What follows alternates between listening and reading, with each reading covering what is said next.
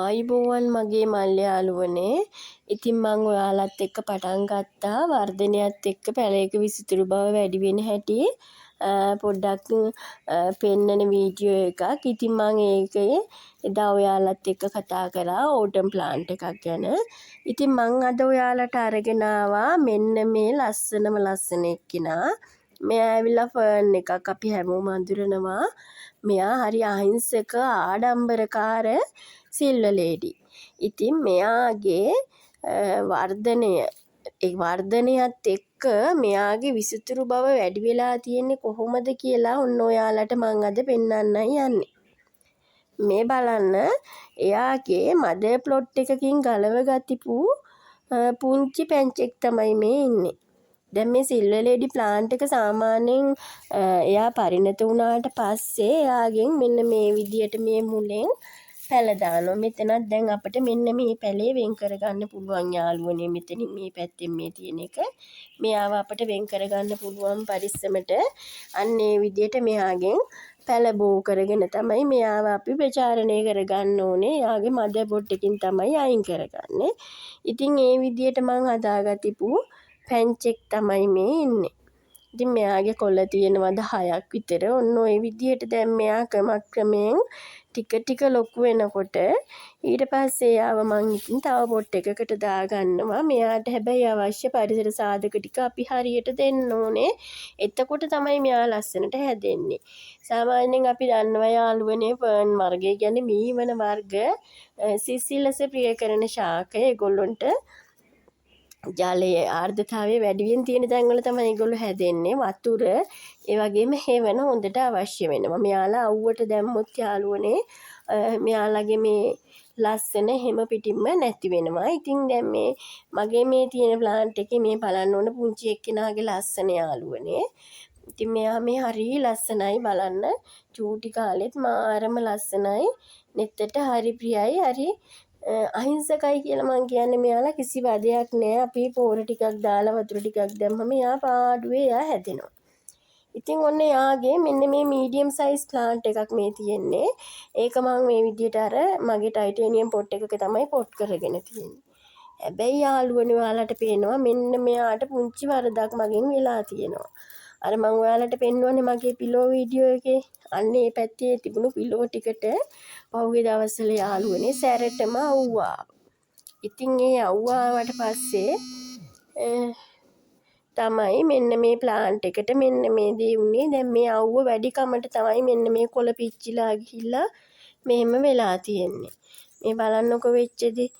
ඉතින් දැන් මේ ප්ලාන්ට් එක ආයි මන් දැන් හැවෙන්නේ තියලා මෙයාව යථා තත්ත්වයට ගන්න ගමන් ඉන්නේ. මේ බලන්න යාගෙත් ලස්සන යාළුවනේ කොළ මෙහෙම විහිදිලා හැදෙනකොට මෙයා හරිම ලස්සනයි. මේ පොට් එක පුරාවට ඇදිලා තියෙනකොට මෙයාගේ තියෙන ලස්සනයි කියලා නිම කරන්න දෙයක් නෑ. හරිම ලස්සනයි. ඉතින් යාළුවනේ මේ ඉන්නේ යාගේ මදර් පොට් එකක්. මල් ළඟ තියෙන මීට වැඩිය ලොකු අය ඔයාලා ළඟ ඇති. ඉතින් මල් ළඟ ඉන්න මදර් පොට් එකක් තමයි මේ තියෙන්නේ. මම මෙයාව පහුගිය සේල් වල දුන්නා. සෑහෙන සේල් වෙච්ච කෙනෙක්. ඔන්න බලන්න යාගේ ලස්සන යාළුවනේ. අපි ඉතින් අර පැලයක් ගන්නවා වගේම ලස්සන බලන්නත් ආසයිනේ. මෙන්න බලන්න දැන් මෙයාගේ මේ අලුතෙන් දැල්ලක් එනවා. මේ දැල්ලක් එන්නත් මෙයාගේ සෑහෙන කාලයක් යනවා යාළුවනේ.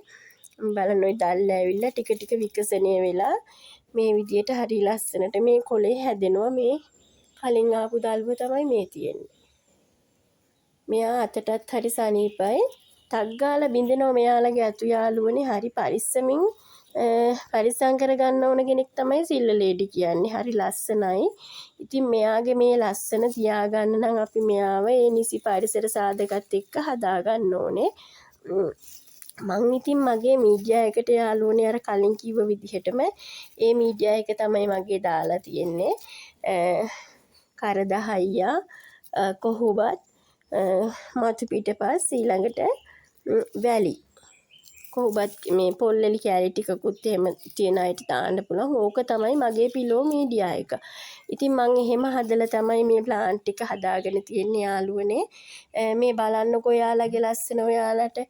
ඔන්න මේ තමයි සිල්වර් ලේඩි ප්ලාන්ට් එකේ සයිසස් 3 මීඩියම් ස්මෝල් මීඩියම් ඒ වගේම ලාර්ජ් ප්ලාන්ට් එක මෙයාලගේ මෙන්න මේ විදියට අර මං කිව්ව විදියට මව් ගහෙන් පැල දාලා තමයි යාළුවනේ මෙයාව අපි බෝ කරගන්න ඕනේ. දැන් මෙතන බැලුවාම මේ බලන්න මෙන්න මෙතනින් මේ වෙනමම ප්ලාන්ට් එකක් තමයි තියෙන්නේ. මේක මේ පැත්තෙන් අපි වෙන් කරගන්න ඕනේ. එතකොට තව ප්ලාන්ට් එකක් මේකෙන් හදාගන්න පුළුවන් යාළුවනේ.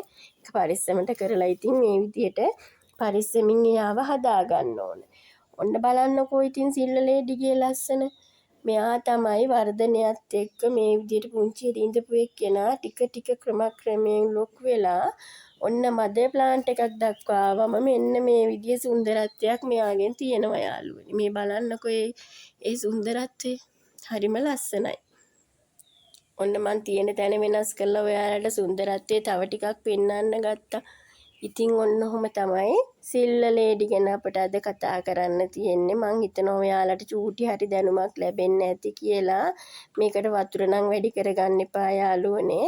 ඒ වගේම අවුවේ තියාගන්නත් එපා. හෙවණක තියලා හදාගත්තම ඔයාලටත් මෙන්න මේ වගේ ලස්සන ප්ලාන්ට් එකක් හදාගන්න පුළුවන්. ඉතින් අද මං ඔයාලත් එක්ක කතා කරේ ඔන්න මේ සිල්වර් ලේඩි ප්ලාන්ට් එක ගැන. අපි ආයෙත් දවසක තවත් ලස්සන ප්ලාන්ට් එකක් ගැන කතා කරමු. මගේ අදහස් ගැන ඔයාලට තියෙනවා නම් මොනවා හරි ඒ කියන්නේ මං දන්නේ නැති දෙයක් එහෙම මෙතන කියුණා නම් ඔයාලා කියන දේ මං හිතනවා පිළිගන්නවා. ඒ කියන්නේ මගෙන් වැරදි අදහසක් පිට වුණා නම් ඒ වගේම මේ වීඩියෝ එක බලන ඔයාලා හැමෝටම ගොඩක් ස්තුතියි. ලයික් කරන, ෂෙයා කරන, කමෙන්ට් කරන හැමෝටම ගොඩක් ස්තුතියි. ඉතින් මගේ වීඩියෝස් බලපු ඔයාලා හැමෝටම ඉදිරියටත් මාත් එක්ක ඉන්න කියලා ආරාධනා කරන ගමන් අද සිල්ල ලේඩිත් එක්ක ඔන්න මම නවතිනවා. ඔයාලා හැමෝටම සුබ දවසක්. ආයිබෝවන් මගේ යාළුවනේ.